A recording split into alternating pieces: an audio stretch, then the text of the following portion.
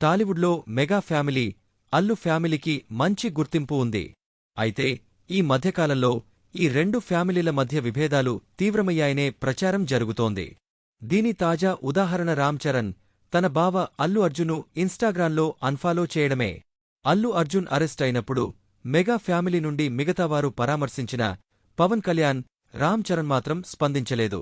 ఇక Pushpa 2 block buster అయిన చిరంజీవి సహా మెగా హీరోలు పెద్దగా స్పందించలేదు.